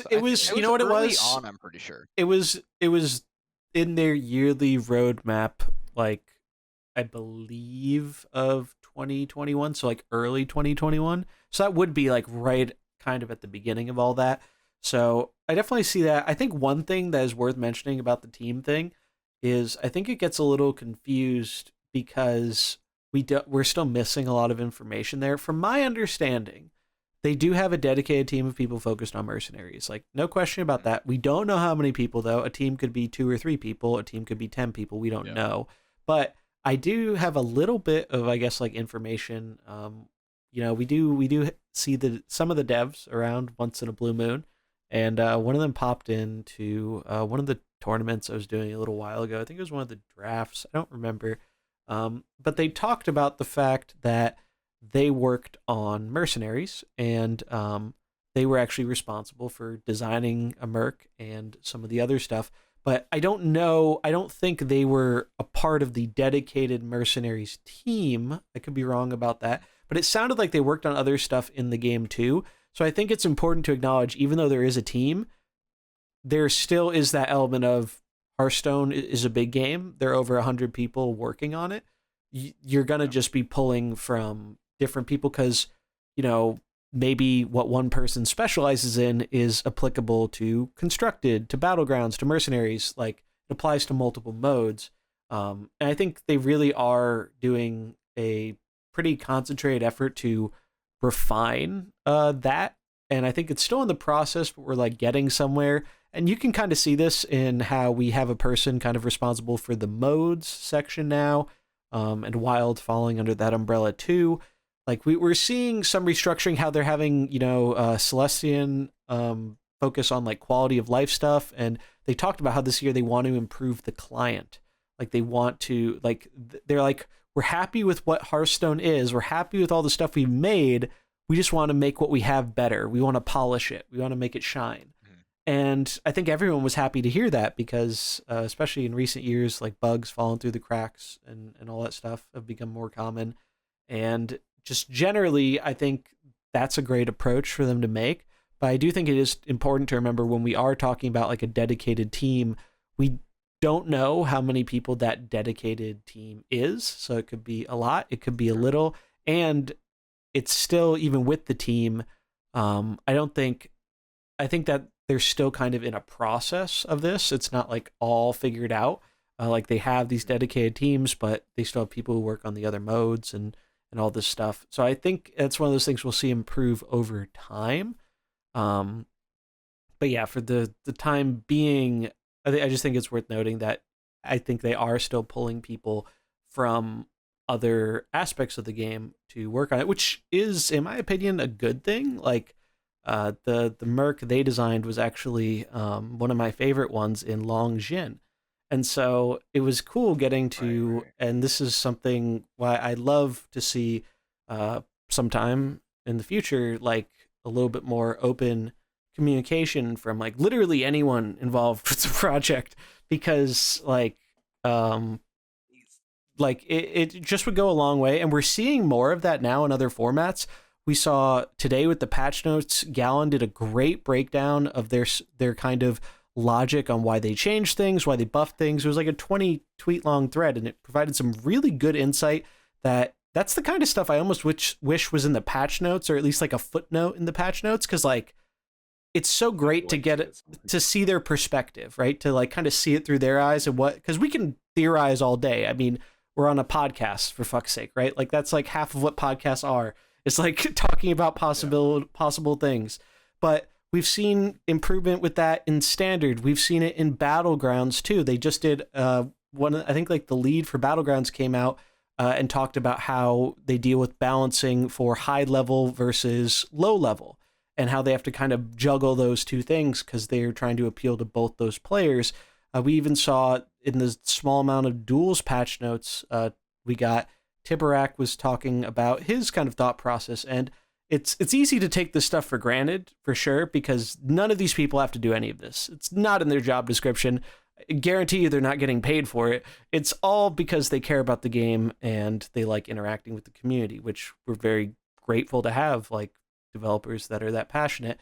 It would just be awesome, because I have no doubt there is a lot of passion in the people who make Mercenaries. It would be awesome if we could see a little bit more of that and interact with a little bit more of that, because agree or disagree with a certain balance philosophy, I'd at least like to know where they're coming from, because then I can at least get kind of a baseline, right? I can get it's kind of like the Varden nerf, right? Like that gave us a baseline that set a precedent that was previously unset.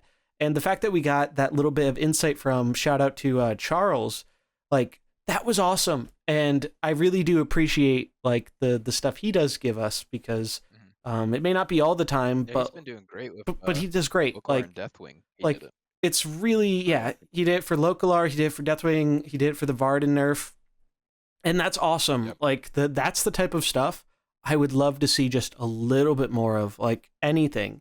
Also, and this will be just like a quick tidbit, we'll start to wrap things up here because it's getting late.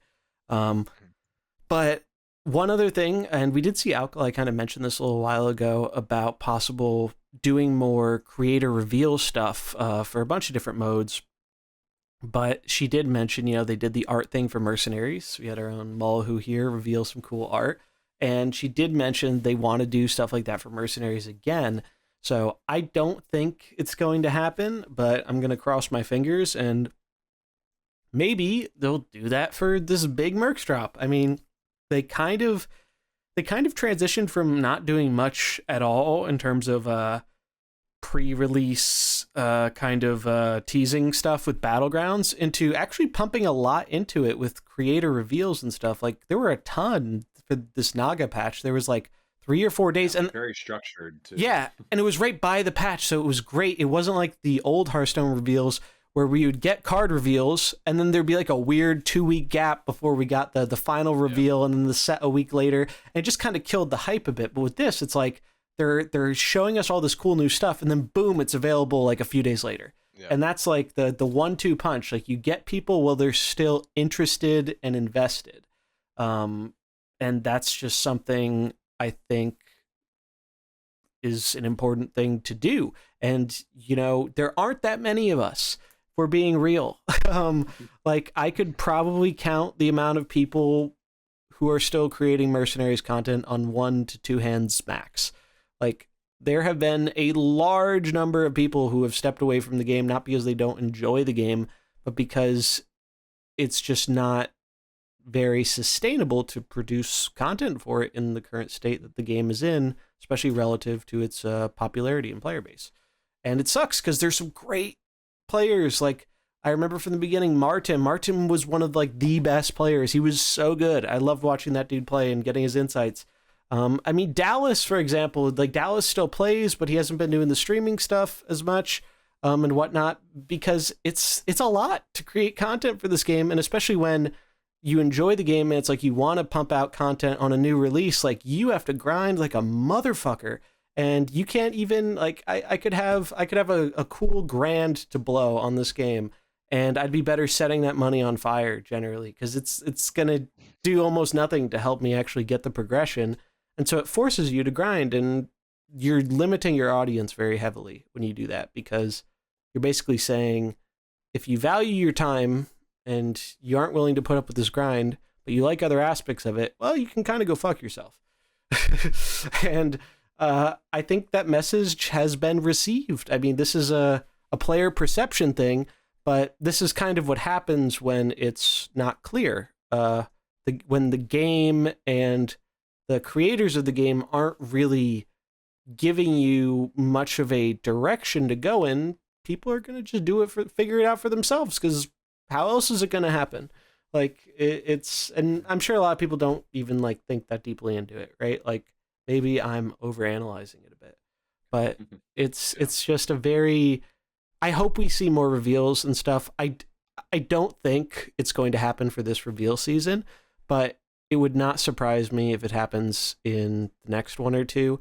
I do think they want to involve the members of the community that are still here, but it kind of all ties back to, I really think they just do not want to push this mode with any kind of marketing until it's at a point where they think they will actually get something back out of that marketing.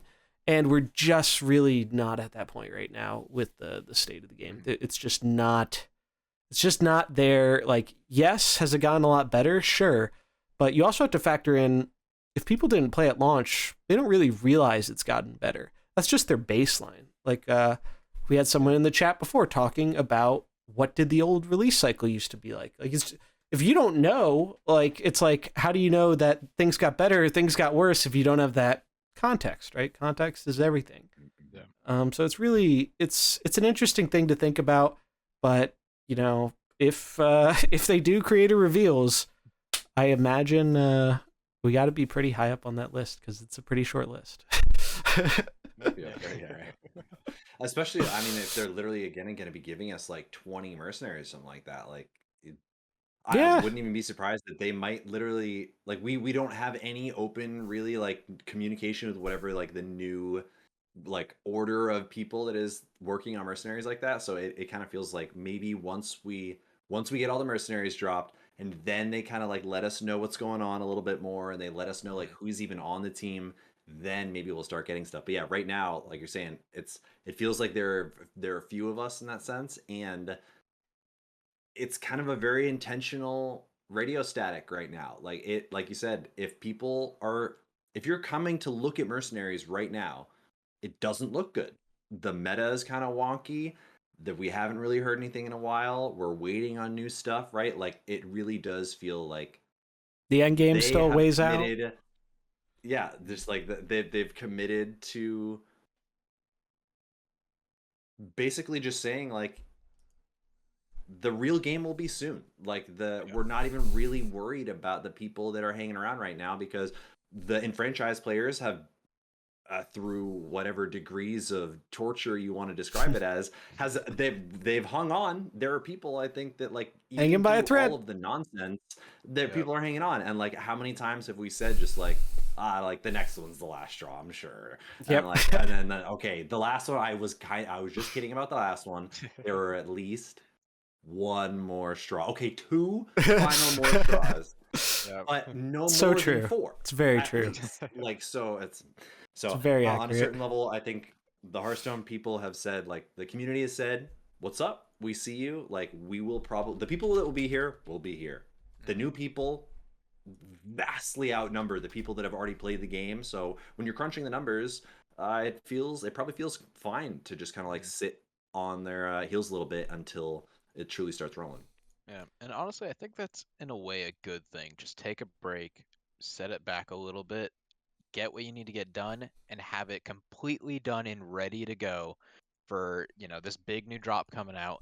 Get it so it's the best it can be when they drop it, so it can try and draw more attention. That's what they said they also wanted to do, is having these bigger content releases, might draw in more people. Like, wow, Mercenaries has pages long of new stuff coming in. Like, what's happening with the game? Instead of, oh, it's at the bottom of patch notes, maybe a page long or something.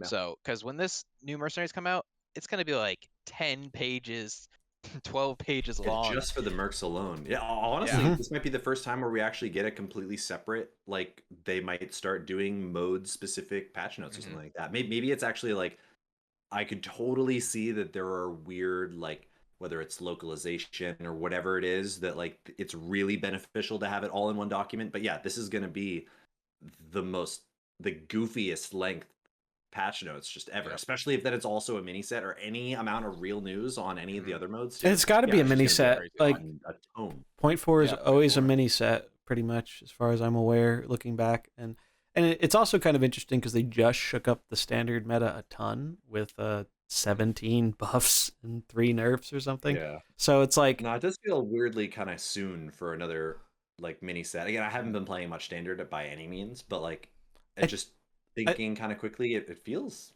quick.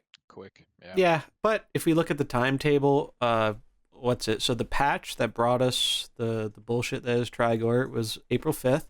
The expansion launched a week later on the 12th. So it's been a month and a week since the expansion. So usually it's like month and a half to 2 months range from what I've noticed. I'm pretty confident it's going to be more on the month and a half this side. And I think part of the reason why these balance changes came later was because they did already have that initial balance change, and they mentioned specifically how they work on the major content updates in advance. So that's why you don't typically see a lot of balance updates in them, which is why I'm also expecting 23.4. I don't think it's going to have Mercenaries balance updates or if it does, it's going to be ones that they locked in a while ago. They could have just realized in a week or two, hey, Trigor's busted his shit, but due to their patch cycle, maybe the patch that we just got or the patch before it were already locked in. That's why they do these smaller patches, because they can deploy them without all the work of a full content patch.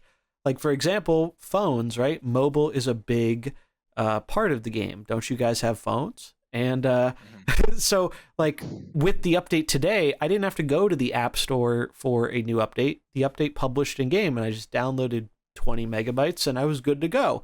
Whereas the 23.2 patch, you had to wait for the update, and it was a full big update and all that stuff.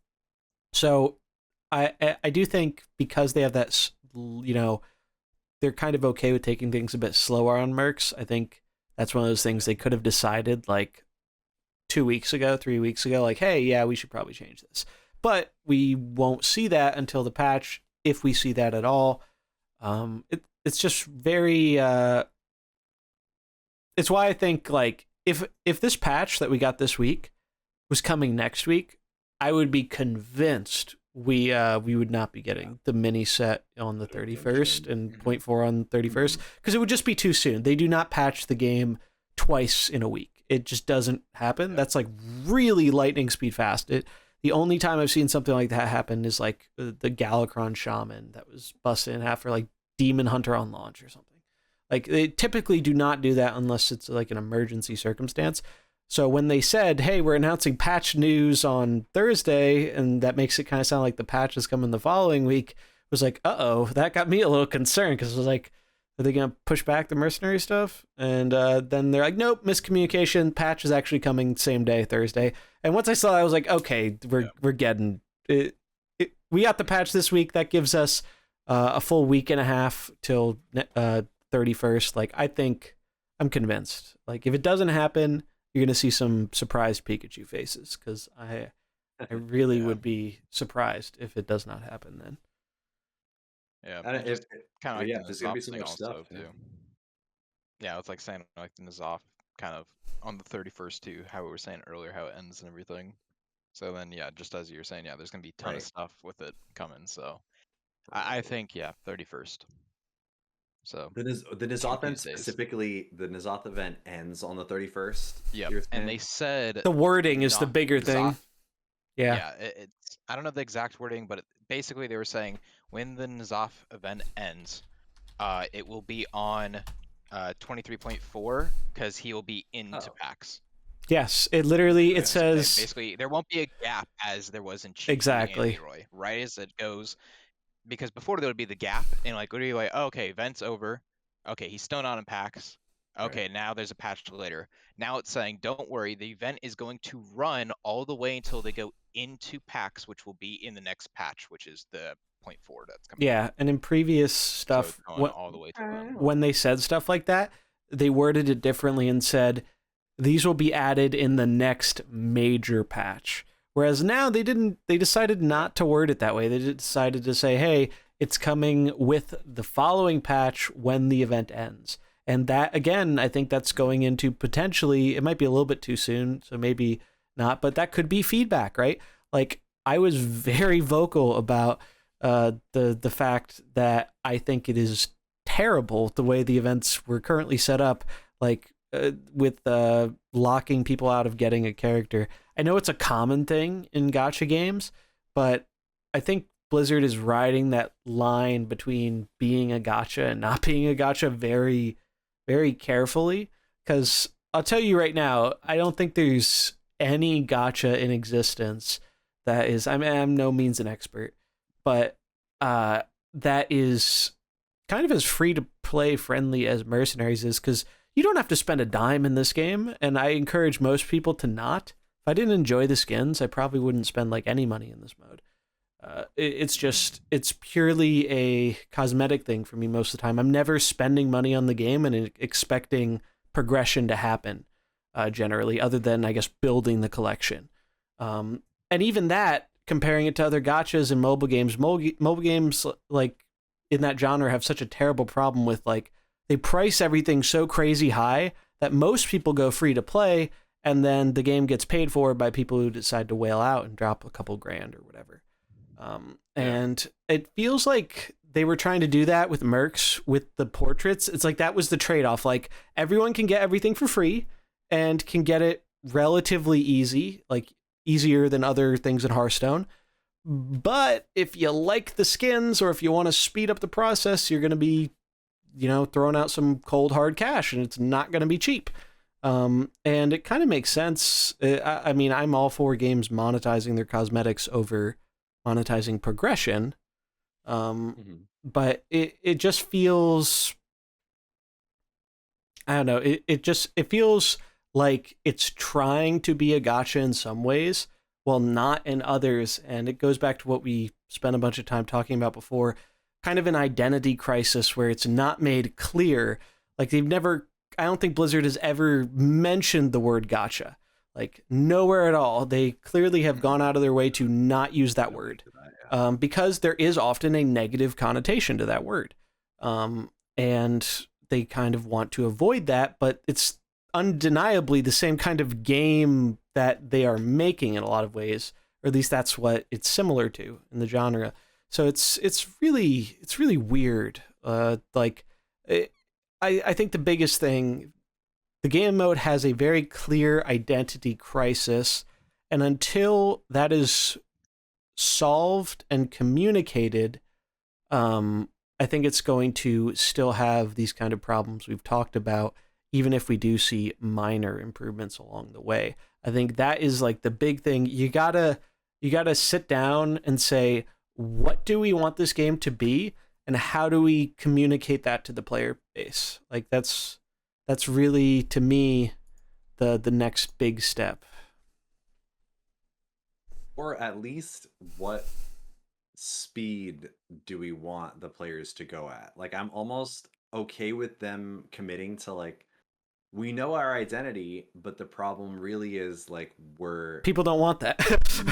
Not happy like, with, we're not, like, letting it, we're not changing doing it. a good job, like, enforcing the speed that we want it to go at in a weird way, like in a transparent or like seemingly healthy way. Like, I'm okay with them being like, no, we're not gonna be a gacha game, but we are gonna be, you know, like, you can still pay to get stuff, like, but honestly, to me, the biggest thing is truly just like, even if they knew what they wanted, they didn't have a good grasp, or like knew what they wanted to be in that sense, and like that this was what they wanted to be.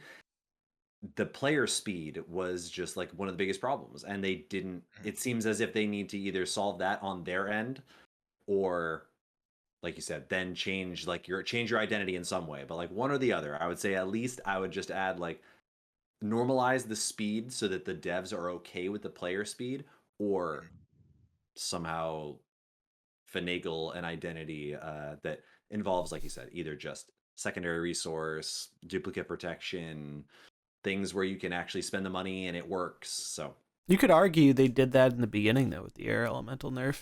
That was them. That's almost exactly what you're talking about, where they were saying, "Hey, no, I mean, we've seen you're doing this too they've fast. been like, hey, please stop. Like, chill. Like, stop again." And then, but it's interesting to see them almost kind of renege on that by giving us this task improvement, because that's almost the exact opposite, right? That goes to that kind of, it's communicating different things. A few weeks after launch, they were saying you're getting tasks too quickly, and that's clearly a sign saying, hey, we know there's not 50, 100 plus hours of content in this PvE game. We don't want you being done with it in a month or a week or 2 weeks or whatever, which is understandable, right? Especially if you have a content release cycle planned, you want it to kind of line up nicely. You don't want to be dropping brand new content when people are just getting started with the game and still have all this content. But then you go and do something positive and you speed it up. And then it's just like, well, why did we make that change in the first place? Was it because you just needed to slow down the players so that you could get to that point where it's like, we have more content now? But it's not.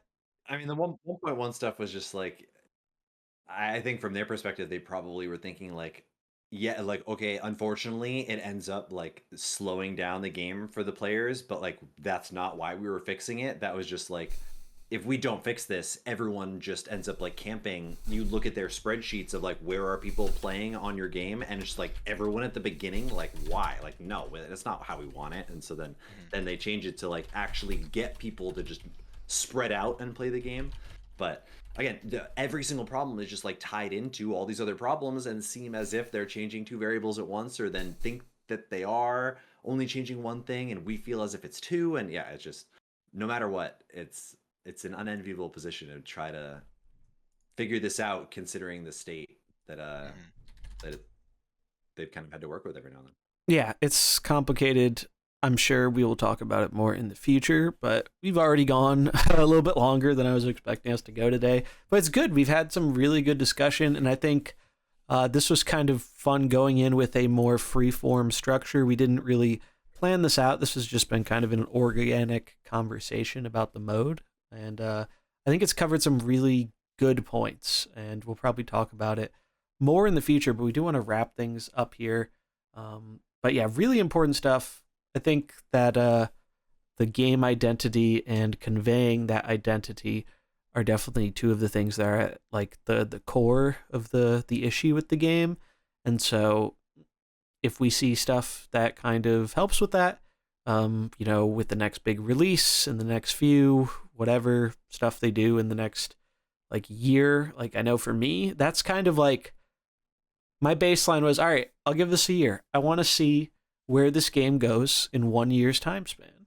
and we're getting closer. We're already halfway there, right? Like we made some big leaps, like suddenly. We're 7 months in. And it'll be a year. We're 7 months in. We've crossed the halfway threshold, and definitely not exactly where I expected it to be. Some things a little bit for better, some things a little bit for worse. So there's some give and some take there. But yeah, clear communication and finding a better way to communicate. Basically, and when I say I don't just mean like them telling us stuff, I mean literally using the game as a communication tool too, to like tell the player, hey, give us a better sense of what you want us to do. And it's just so unfortunate because it feels like the community has a lot of great ideas and they clearly are listening to some of them, but it wouldn't surprise me if some of the decisions that we want are kind of locked behind decision making that isn't really at the hands of the people running the mode. Like maybe it's not in their power to say, hey, all mercs will automatically scale up in PvP. Like maybe that's something they want to do too. We don't know. It's all speculation. But it wouldn't surprise me, especially the fact that they're literally making that like Clash Royale like game. The fact that they went out of their way to specify that in PvP in that game you will not have any advantage and it will all be leveled out. That was just like rubbing some salt in the wound. Like I already got people asking me like, hey, is this going to be like the Mercenaries killer or is this going to be the new Mercenaries or whatever? Not, but in like a positive way. And so it's just been kind of funny seeing like that they're doing something similar, because think about it, it's about collecting characters. It's about leveling characters. It's about battling characters. I mean, I'm sure it's going to play very differently, but from what Ixar and some other people have said, they spent a good 20, 30, 40, 50 hours playing that game and enjoying themselves in the PvE. I fucking wish I could say I had that much enjoyment out of Mercs. I put well in above that time, but I can promise you a lot of it was not very enjoyable, but I suffered through that for the PvP because the PvP was so much fucking fun. And that's why we're here. That's why this podcast exists. I mean, we cover all things Mercenaries, but PvP was the reason. I mean, we had our sister podcast and the Spirit Healer, they were trying to do more general stuff, and there wasn't enough stuff to cover on Mercenaries. Like even we have a hard time sometimes when the news is light and whatnot, and we love talking about all this stuff. So it's just it's very tricky. But I do hope that this is we're kind of at the lowest point right now, and it's all gonna be just like good from here, or better at least from here. But like what we were saying before, can't really say yes or no to that until we see the drop. So yeah. Also, don't forget tournament 28th. I think we're gonna be aiming to start around 5-ish. I still have to coordinate. We still have to all coordinate our schedules and everything. So if that changes, it will be updated in the Battlefly information. I did also want to mention someone asked about possible crowdfunding for kind of tournament rewards. So if anyone's interested in upping the prize pool at all, if that's something you want to do, there will be a link in the description where you can donate and just include in the message you would like it to be added to the prize pool, and we will update the prize pool. Right now, currently, I had the prize as the $15 bundle that's currently available for the Legendary Portrait and 15 packs or something of equivalent value. But if you want something else, you can get something else, whatever. But I had someone mention this to me on YouTube, so I figured I'd just throw it in here. Obviously, super not necessary, but if you are interested in, helping to up the prize pool, maybe we can get some prizes for like second and third place or something, or up the first place. Just wanted to put out that is an option, but that's pretty much going to wrap it up for this one. Again, all information for the Pauper Open 2 will be linked in the description, so definitely go check that out. You won't want to miss it. I think it's going to be one of our best events yet. But that is going to wrap it up for this one. Normally we do the end question and we do the sign off, but this is an impromptu week, so we're just going to impromptu skip that because we've already gone on for way longer than I thought we were going to tonight. Again, no podcast next week. Tune in to the tournament if you can make it, and we will be back the following week. If you can't catch it live, it will be going up on YouTube, usually within a week's time. But we do want to thank you so much for watching. If you enjoy it, do remember to like, subscribe, follow, all that good algorithm stuff. And we will see you in the next episode. Yeah, the Discord. Thank you, Mullahoo. We have a Discord now. And if you want to play in the tournament, that's where you got to be, because that's where we're going to be communicating a bunch of stuff. Also, if you have any interest in helping out with the tournament, if you're not able to participate, or if you just want to be involved in some way, we might be looking for 1 or 2 people to just help out with some general stuff, like in terms of organizing players and some more behind the scenes stuff. So if we have anyone who is interested in helping out with that kind of stuff, Discord is also a great way to let us know about that and keep up with all information related to the podcast, and just get a hold of any one of us if you want to talk about some mercenary stuff. So yeah, thank you for mentioning that, Mullahoo. But that is going to wrap it up for this episode of The Fighting Pit. We do want to thank you so much for watching, and we will catch you in the next one. Take it easy, everybody. Good night. Thanks for everyone joining, and see you guys.